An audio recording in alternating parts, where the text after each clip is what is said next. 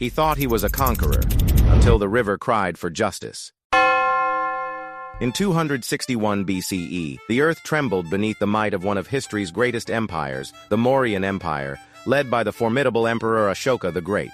But this tale isn't just about his power.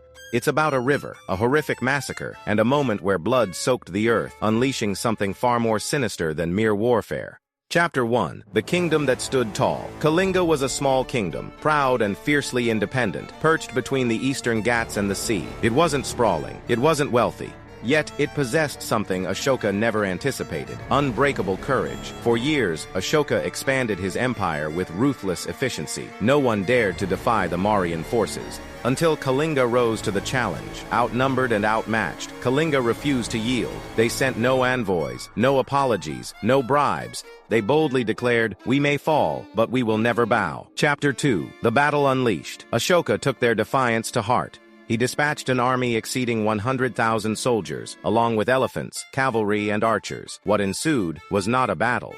It was a massacre. For days, chaos reigned. The sky darkened with smoke. The ground shook under the stampede of massive elephants. Kalinga fought valiantly. Farmers turned into warriors. Women stood shoulder to shoulder with their men, wielding weapons. They bled, yet they stood strong.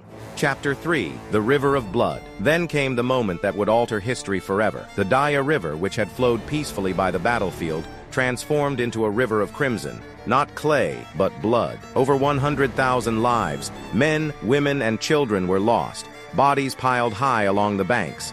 The water became tainted. The birds ceased their songs. Locals say the river has never returned to its original hue during the monsoon, as if the land still mourns. That night, soldiers claimed to hear whispers on the wind. Screams, not from the dying but from souls already lost.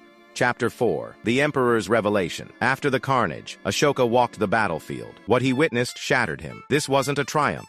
It was a scene of devastation. Mothers held their lifeless children. Limbless bodies lay scattered. The air was thick with the stench of blood and smoke. In that haunting silence, Ashoka heard something that would forever alter his path. A child's voice, soft, from beneath a mound of bodies. "Why did you kill my family?" Ashoka froze. Some say he collapsed, weeping on the blood-soaked earth. Others believe he had a vision, himself, isolated among the ruins of his empire, tormented by the spirits of the innocent.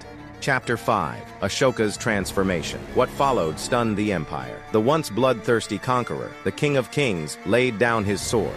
He embraced Buddhism. He renounced violence, sending peace emissaries instead of soldiers. He constructed hospitals, roads, and spread messages of compassion. But deep inside, he could never absolve himself for Kalinga. He labeled it his turning point, but locals whisper it was a curse.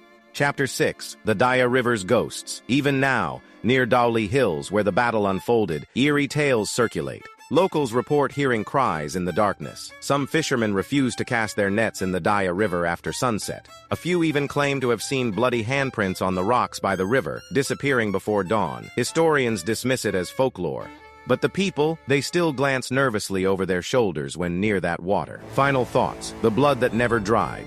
The War of Kalinga transcended mere conquest. It serves as a stark reminder that unchecked power can drown nations in silence. One battle can redefine an emperor, and sometimes rivers do not merely carry water, they carry memories. And some memories linger. They wait. Like and subscribe to Evolve America for more captivating stories.